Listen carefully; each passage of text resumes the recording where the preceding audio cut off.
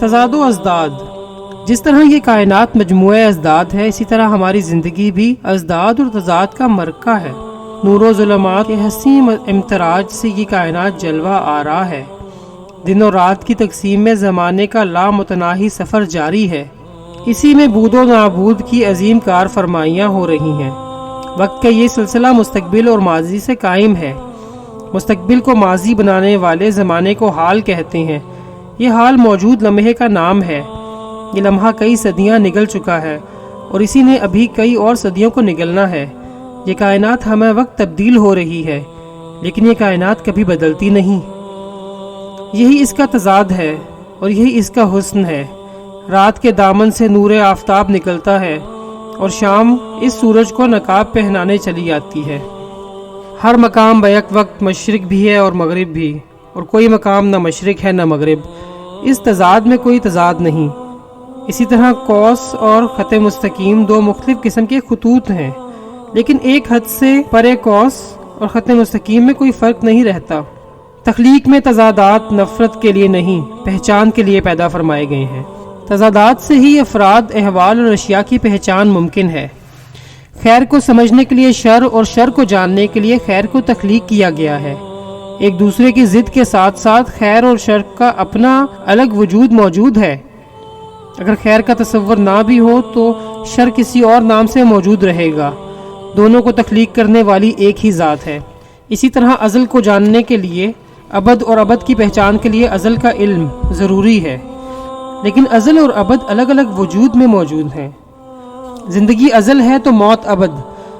یہاں زندگی سے مراد ابتدائے حیات ہے، اور موت اس مقام کو کہیں گے جہاں تصور مرگ و حیات مرتا ہے. جس مقام کے بعد کوئی موت نہ ہو وہی ابد ہے. تضادات کو جاننے کے لیے علم الازداد کا جاننا ضروری ہے. یہ وسیع علم ہے.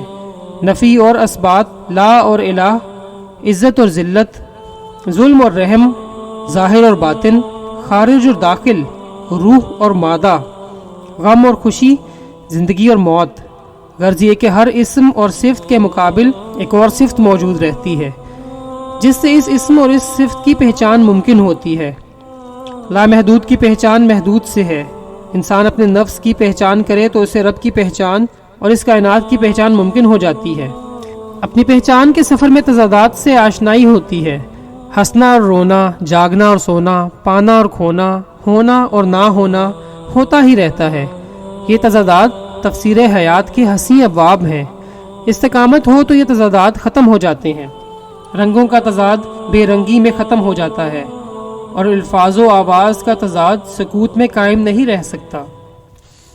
پہچان ہو جائے تو حاصل و محرومی اور کامیابی و ناکامی کا فرق مٹ جاتا ہے. کامیابیوں کی منزلیں طے کرنے والا ناکامی کی عبرت قدے میں دم توڑ سکتا ہے. ناکامی کی افتاد سے نکلتا ہوا انسان کامیابی کی چوٹی تک پہنچ سکتا ہے. غریب الوطنی میں مرنے والا سکندر اعظم فاتح بھی تھا. حق لانے والی زبان اللہ سے ہم کلام بھی ہو سکتی ہے. غریبی میں بادشاہی بھی ہو سکتی ہے اور بادشاہی میں فقیری بھی ممکن ہے. ایسا ہوتا رہتا ہے. بغاوت کامیاب ہو جائے تو انقلاب کہلاتی ہے، اور انقلاب ناکام ہو جائے تو بغاوت کہلاتا ہے. بلند مقاصد کا سفر بھی تضادات سے مبرہ نہیں ہوتا. ایک مقصد کی کامیابی دوسرے مقاصد کی ناکامی بھی ہے. ایک آرزو کو پورا کرنے کے لیے کتنی آرزوؤں کا خون کرنا پڑتا ہے.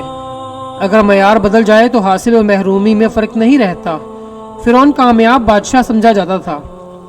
اس کے پاس دولت تھی، لوگوں میں عزت تھی، صاحب امر بھی تھا، اسی کا حکم نافذ تھا. اور موسیٰ علیہ السلام گھر سے بے گھر، صحرا بصحرا، جو بجو پھرنے والے اللہ کے رسول تھے. کون کامیاب تھا اور کون ناکام، اس کا فیصلہ ہو چکا ہے.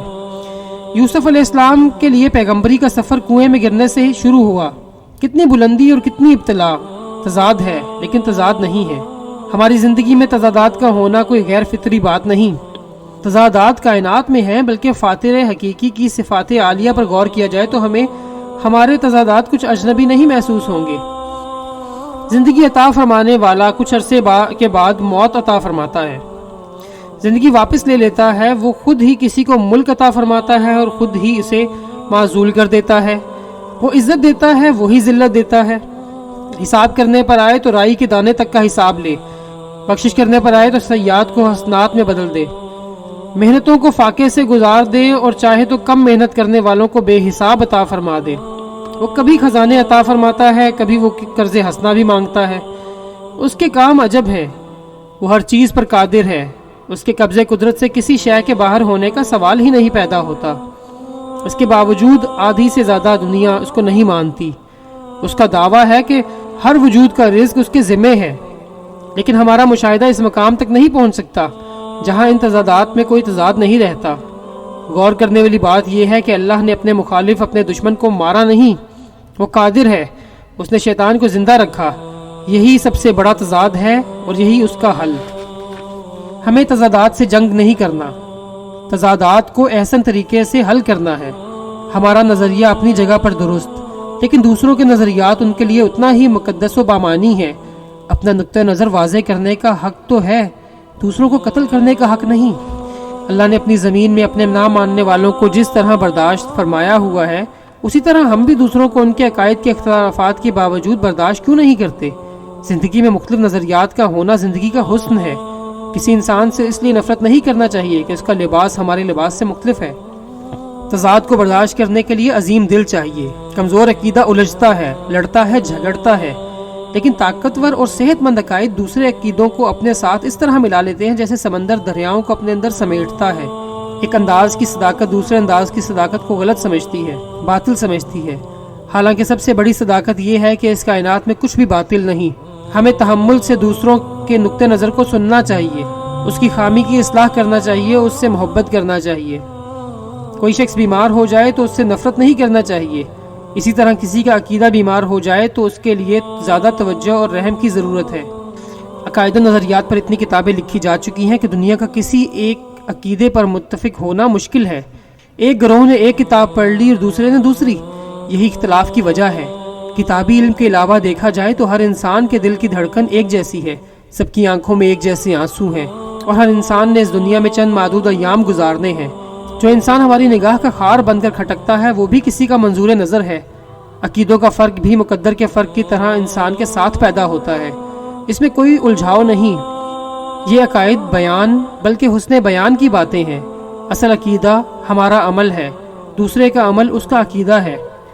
فریقین میں محبت ہو تو عقیدے کا اختلاف ختم ہو جاتا ہے۔ ڈوبنے والے سے اس کی مدد سے پہلے عقیدہ پوچھنا ظلم ہے۔ زندگی کے بارے میں بہت کچھ کہا گیا ہے۔ زندگی وجودیت ہے، روحانیت ہے، جنسیت ہے، حیثیت ہے، وحدت الوجود ہے، وحدت الشہود ہے، معاشی استحکام کا نام ہے، حقیقت ہے، خواب ہے، تقدیر ہے، تدبیر ہے، یہ عقیدہ ہے، وہ عقیدہ ہے، یہ سب صحیح ہے، اس میں الجھاؤ نہیں۔ لیکن میری زندگی میرا ہی نام ہے، میرا عمل ہے، مجھ سے میرے بارے میں سوال ہوگا۔ سورج کا مذہب نہیں پوچھا جاتا، اس سے روشنی حاصل کی جاتی ہے۔ ہر انسان ہر دوسرے انسان کی ضرورت کا خیال رکھے تو عقائد کا تضاد ختم ہو جاتا ہے۔ تضاد تخلیق ہی حسن تخلیق ہے، تضاد فکر حسن ہے، تضاد اعتقاد ہی زمین پر حسن عقیدت ہے۔ شاہین اپنی بلند پروازی میں کوتاہی نہ کرے، اپنی بلند نگاہی کا لطف اٹھائے، اسے کرگس کی مردار خوری سے کیا اناد، مور اپنے پروں کو پھیلا کر رقص کرے، اسے کووں سے کیا ضد۔ جو انسان اللہ کے جتنا قریب ہوگا اتنا ہی انسانوں کے قریب ہوگا۔ اللہ سے محبت کرنے والے ہر انسان سے محبت کرتے ہیں۔ جو ذات اللہ کے بہت ہی قریب ہے وہی کائنات کے لیے رحمت ہے۔ پستیوں کی خدمت سے بلندی حاصل ہوتی ہے۔ تضادات کو خالق کے حوالے سے پہچانا جائے تو تضادات میں کوئی الجھاؤ نہیں۔ یہ تضادات نفرت کے لیے نہیں، محبت اور پہچان کے لیے ہیں۔ خالق حق ہے، تخلیق اپنے ہمہ رنگ جلووں سمیت برحق ہے، مخلوق اپنے عقائد و نظریات کے تضادات کے باوجود عین حقیقت ہے۔ نجات عمل اور حسن سلوک میں ہے۔